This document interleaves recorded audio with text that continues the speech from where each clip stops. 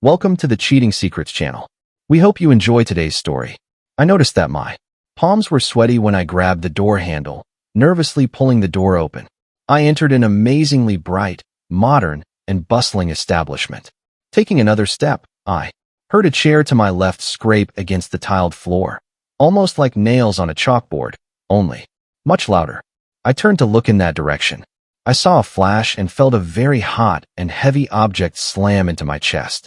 I stumbled backward but remained standing, trying to grasp the situation I had stumbled into.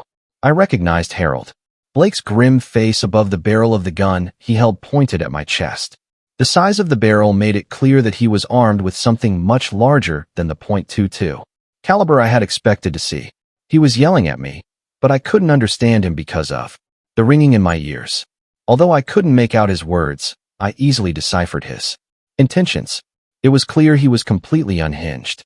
He raised the gun slightly higher and took a step toward me, a disgusting smirk forming on his face.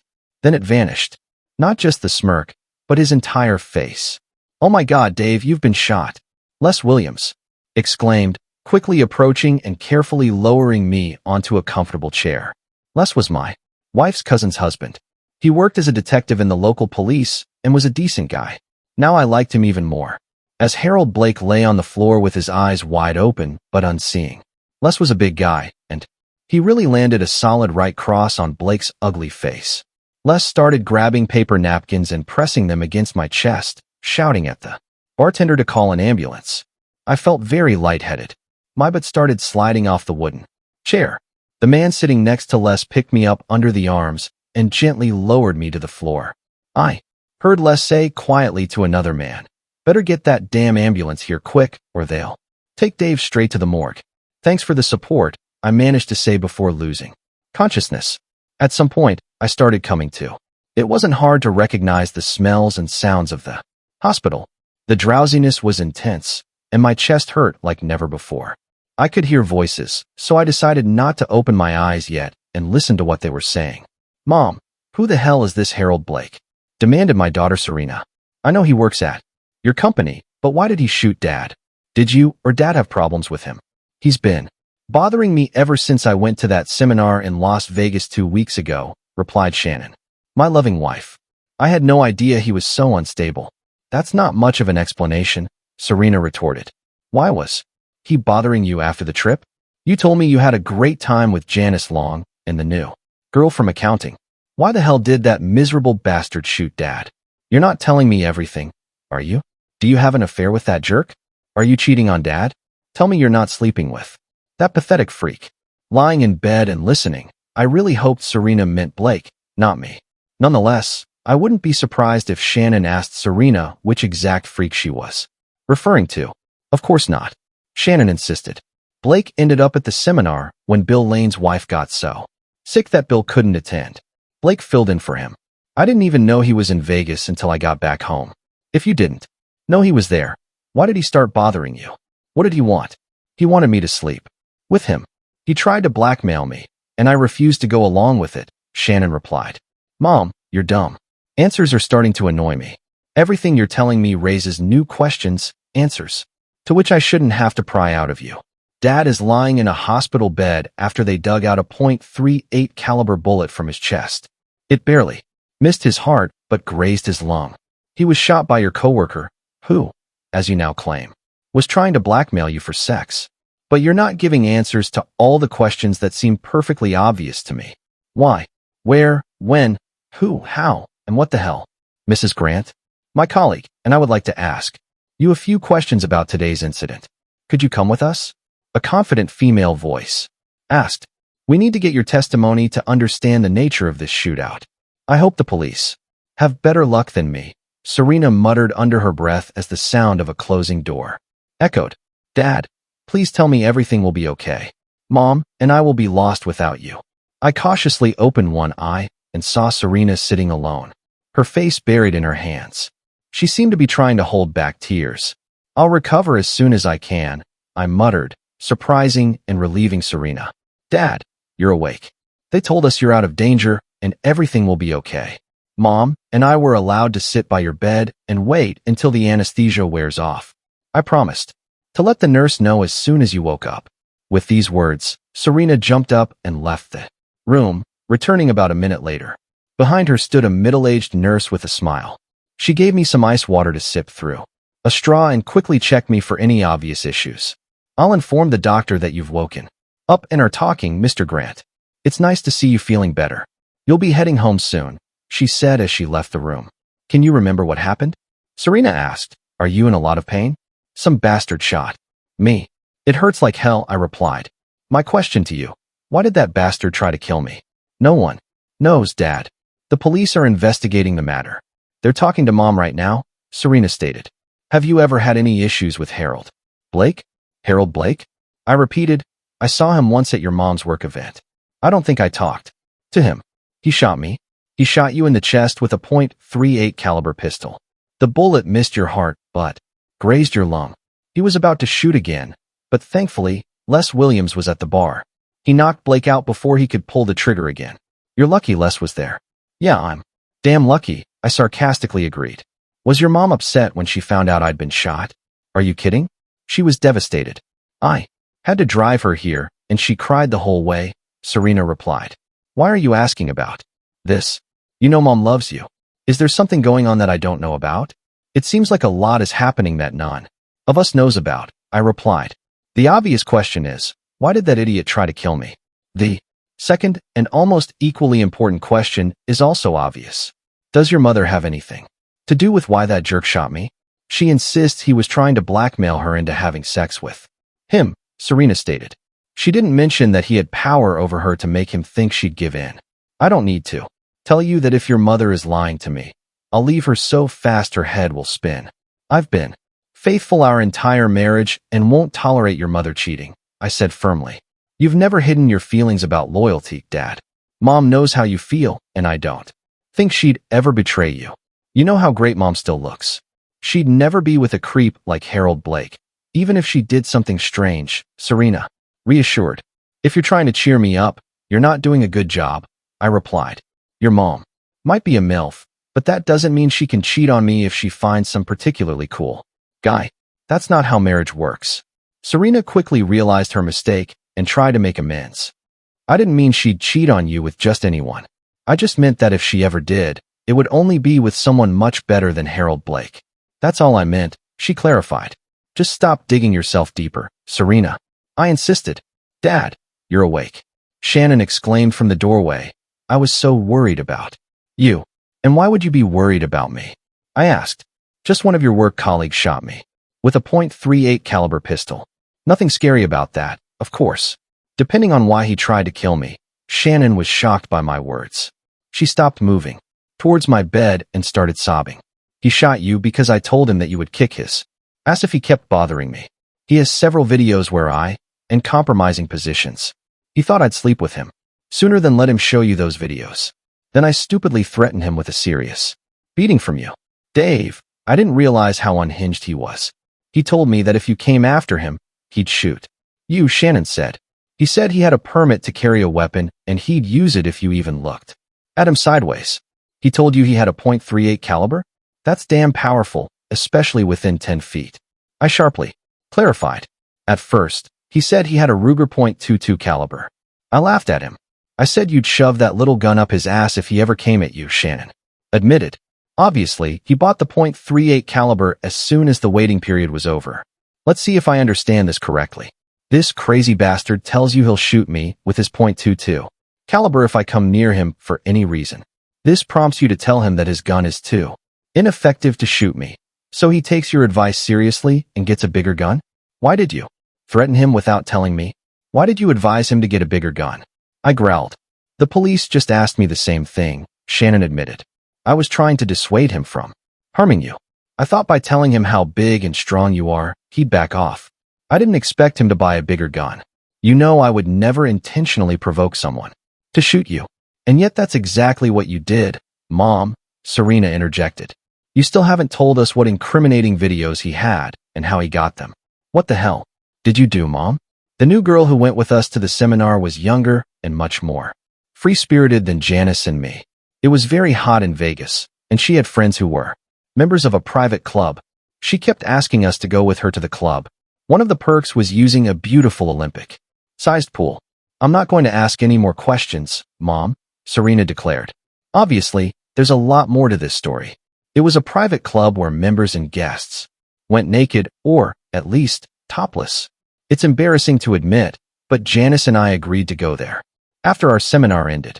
At first, we were very nervous, but after about half an hour or so, we felt that being topless in front of other people was natural. I didn't know, but Harold Blake had a friend in the club. There were rules against taking photos or videos, but he clearly broke them. He secretly filmed Janice and me topless. When we returned from Vegas, he sent me copies by email and said he would send them to Dave, Mom, Dad, and anyone else whose addresses he could get. Janice said he did the same thing to her. He wrote the email in a way that made it seem like we had sex multiple times in Vegas. He just wanted it to happen again. That's why I didn't show it to you, Dave.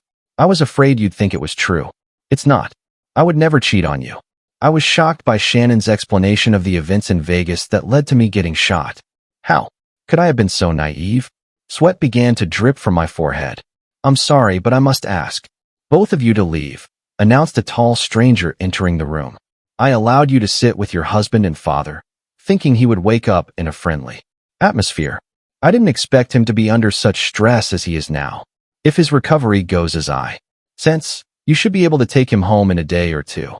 It's fortunate that the bullet followed the trajectory it did." "Of course, Dr. Rains," Serena replied, getting up and guiding her mother to the door.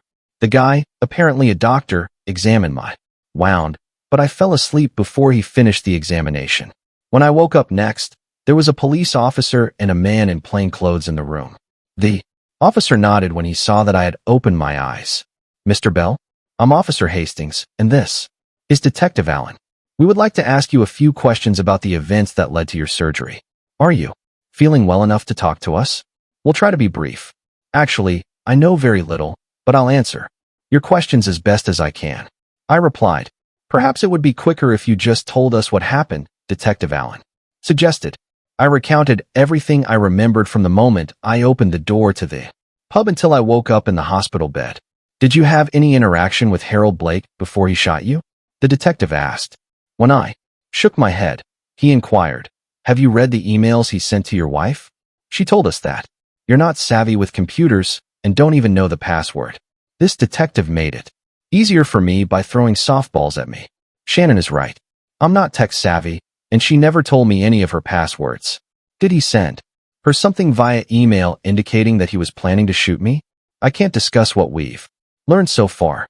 We're just trying to piece together all the puzzle pieces." Allen replied, then asked a few more questions about how I interacted with Blake.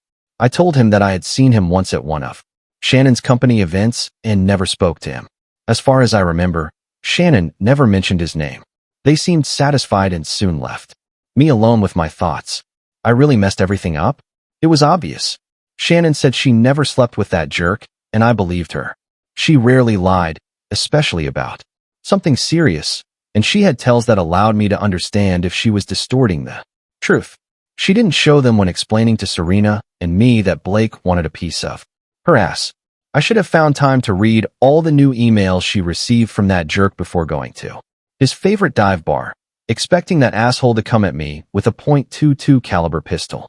A person can die from a shot from such a weapon, but the bullet must be very precisely aimed. I had already decided that Blake wasn't going to be surgically accurate and precise when formulating his imagined revenge. Shannon was my whole life. After 20 years of marriage, I loved her more than I could ever imagine. When she returned from the trip to Vegas, she was acting somewhat strangely. It wasn't just one thing, but a combination of things. I started to worry. Over the years of work, I learned to hide various details from Shannon. The most significant of these was the fact that I wasn't as clueless with computers as she thought. I knew how to handle a laptop. I used it at work, although for some reason, she never considered that possibility. I saw how she checked her email many years ago and memorized her password, which was the date of our anniversary. She had no clue about any of it. Since her unusual behavior worried me, I decided to log into her account for the first time. Soon enough, I discovered that Harold Blake had sent Shannon copies of several videos where she was topless by the pool surrounded by a few other people. To say that this surprised me would be a significant understatement. Another thing that surprised me were Janice Long's surprisingly large and firm breasts. Who would have thought? I was much less concerned about Shannon going topless in Las Vegas than about her sleeping with Blake. Judging by how he worded his emails, it seemed like Shannon had slept with him multiple times. And her response is, there were threats about what I would do to him if he didn't stop trying to blackmail her. Remembering these emails, it must be acknowledged that she never admitted to sleeping with him. She didn't even touch on that topic.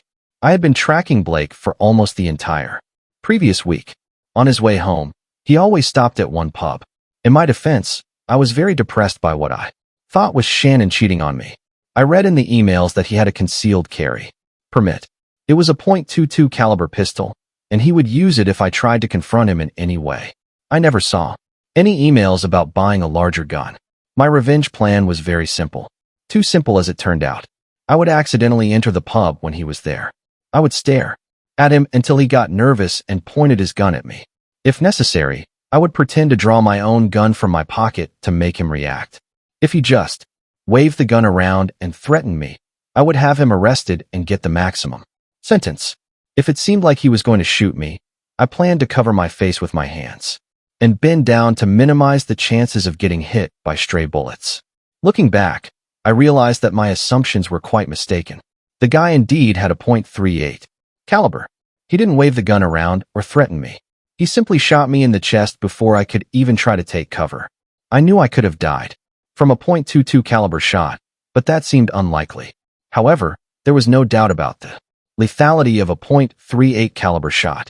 The main reason I thought the threat from Shannon's lover or the possibility of being shot by him was a great idea was how it would affect Shannon. Her affair would become the cause of my pain and possibly my death. I knew she still loved me in her own way, even if she was unfaithful. The responsibility for my hospitalization or death would devastate her. I was sure of that. The truth about her affair would come out during the investigation, and I would be the poor, innocent husband who mistakenly trusted his slutty wife. The topless videos would somehow fall into the wrong hands and be shown to Shannon's friends and relatives. She might even face ostracism from her family, causing her intense pain. Shannon had wonderful relationships with her parents, siblings, and even with my family. Family was a very important part of her life. Now I had to think about how to get out of this mess I created myself. I had to make sure Shannon didn't find out what an idiot I was, how I believed she was having an affair with Blake, and how I came up with my half-baked plan just to make her and her lover suffer, even if it meant my own demise. I always thought I was good at solving problems, but recent events made me reconsider that opinion. How could I avoid being portrayed as the biggest fool in the world? How could I present the situation in a way that minimizes the damage? Shannon and Serena visited me in the afternoon. Serena was happy that I would be released the next day. Shannon was closed off and silent. It seemed like my poorly thought-out plan worked. She was subdued and teary-eyed. I pretended to fall asleep, and they cut their visit short. As they left, I started thinking about how to fix the situation. I wasn't very surprised that Shannon went topless at a private club in Vegas for a few reasons. One reason was that she was in great shape, maintained a nicely sized, firm bust, and for obvious reasons took pride in her appearance. Another reason was the pressure from her friend Janice, who also had an impressive bust size. Based on the videos I watched dozens of times, Janice really wanted her natural wonders to be appreciated by admirers. The main reason I wasn't surprised was a conversation I overheard once. Coming home early from work on a hot Saturday morning, Shannon and Serena were by the pool. It seemed like they were having an impromptu poolside party. Serena's two closest friends, Beth and Amber, were there in tiny bikinis, as well as Shannon's younger sister Laura. Also present were a couple of neighbors, both women in their 30s. I decided to eavesdrop on the conversation before grabbing a small cooler of beer and chatting with the women. The conversation topic turned out to be very interesting. They were discussing how much they would like to go somewhere far to a beach where they could go topless without being discovered by relatives, friends, and people they work with. Serena and her two charming friends were the ones talking the most about how fun it would be and how they would never forget this experience. I was very surprised when Shannon and Laura agreed with them and talked about how interesting it would be to behave not at all like typical boring suburban housewives. That conversation I overheard that day by the pool kept ringing in my head as I drifted off to sleep. It seemed like Shannon was a bit of an exhibitionist. It made me wonder if all women were like that, or if it was only characteristic of women with beautiful figures, confidence, and the means to fulfill those desires. Serena and Shannon picked me up from the hospital to take me home. I was given a list of prescriptions and recipes that needed to be followed. I received instructions on diet and physical exercises for the near future and promised to regularly visit my family doctor. Shannon helped me into the house, where I was surprised to see most of our close friends and relatives. Everyone expressed their concern and wished me a speedy recovery. I shook hands and greeted people until my strength began to wane. At that moment, I sank into my favorite armchair to rest. Reluctantly, I fell asleep. Upon waking up, I briefly listened to the conversation, and what I heard sparked my anger. Essentially, Shannon was being attacked by both her and my family for her misbehavior in Las Vegas. It became clear from the conversation that the videos had indeed fallen into the hands of most of our guests. Married women don't go around with bare breasts, especially in an unfamiliar place, lectured Shannon's father. You might as well get a tattoo on your forehead or on your backside or in both places, indicating that you're available and easy. Acting like this is just asking for trouble. Dave got shot because of you. Jack's right. My father chimed in as soon as Shannon's father fell silent. Decent women don't flaunt their breasts for anyone who wants to see them. My granddaughter needs a good example to follow. What her mother is showing on video, being topless in front of a bunch of strangers, is sending the wrong message. I'm very disappointed in you. Shannon just stood there, taking it all in. Tears streamed down her cheeks, and she trembled slightly. That was her reaction when she was deeply saddened and under extreme stress. My heart broke seeing and hearing how my wife was being treated like an outcast. But what infuriated me the most was how harshly our own family was treating Shannon. Everyone here needs to shut up or get the hell out. I growled, rising to my feet and approaching Shannon. Jack, whose house is this that you're standing in right now? I demanded. An answer from my father-in-law. Well, it's your house, Dave, Jack replied, not trying to conceal his confusion. Wrong answer, you idiot. I warned. This house belongs to your daughter, who happens to be my wife, and to me. You're in Shannon's damn house and calling her actions completely unacceptable. You have a few options. You can get out of our house and stay out. You can try your luck treating me like crap, or you can apologize to Shannon. I was just pointing out that her actions. Jack began. You're on thin ice, Jack. Preaching is not an option. Get the hell out right now or apologize to your daughter, I warned. Son, he was just. My father tried to intervene. You're next, Dad, I warned. No one in our house speaks ill of my wife or about her. What will you do, Jack? I was wrong, Shannon. Your husband loves you, and he's right. This is your house, and I should respect you and defer to you. If I can't give you that, then I shouldn't be here. I apologize. Shannon rushed to her father and hugged him, while her mother, Susan, hugged me tightly. That's how a man defends his wife. You're a good man. The groan I involuntarily let out when Susan pressed against my wound drew everyone's attention. Grandma, I think your breasts were putting too much pressure on Dad's chest, Serena remarked. Those girls have turned more than one man into jelly.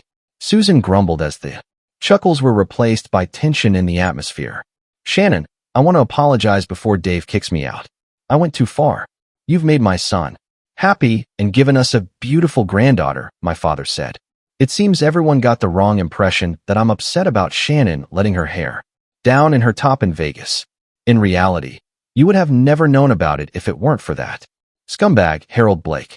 I had an epiphany as both fathers attacked Shannon. Since I loved her deeply and understood her a bit better than a few weeks ago, I plan to make lemonade out of lemons. Shannon has a beautiful figure. I challenge anyone who has seen the videos where she's topless to dispute this statement. We take pride in her figure. I believe most attractive women like Shannon are inclined towards exhibitionism. It's evident that Shannon has it.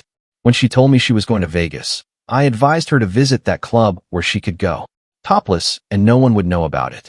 It turns me on that men enjoy looking at my wife, as long as I'm the only man who appreciates these charms up close, personally and directly. If you want to criticize someone for Shannon having a good time in Vegas, try doing it with me. We make decisions together and base them on what makes us happy, not random friends and relatives. Shannon looked shocked as I said this. Serena grinned widely and glanced at Mom. Both women exchanged nods. Their skills of silent communication were well known in our family. Everyone else was still trying to digest my little revelation. They looked at me surprised, amused, and approvingly. Since the cat is out of the bag, you may know that Shannon and I are going on a 2-week vacation in August. We're going to the island of Kokomo.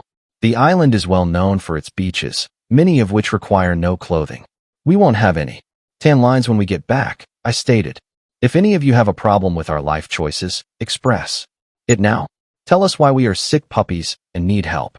I think it's a great idea, Dad. Mom will enjoy having her tits free, with horny men ogling her, and you'll be there for protection, Serena predicted. Thank you, Serena. It means a lot when our daughter understands and encourages our bacchanalia. I can't wait, Serena added. You promised that I could go on our next family vacation. You also told Beth and Amber that they could come with us if they paid for their airfare. We're going to have a great time. I was about to voice my opinion about Serena going to the beach topless. I immediately realized that I would react like Jack if I voiced my concerns about my 19-year-old daughter going to the beach topless. I would be the biggest hypocrite in the world if I suggested anything other than support Serena. I decided. Thinking about the private conversation I would have with her later, I was torn between possible scenarios. Beth and Amber topless. That was a vision I wanted to experience. However, Serena walking around with her breasts exposed worried me. I contemplated telling her that this trip should be a romantic getaway for me and Shannon. What I heard next made me glad I hadn't voiced that thought yet. Sis, are you okay if I join you? Asked Shannon's divorced and very well-built sister, Laura. Thank you for being with us and listening until the end. If you found it interesting, please subscribe, give us a like, and leave your comments. And we'll see you on the Cheating Secrets channel.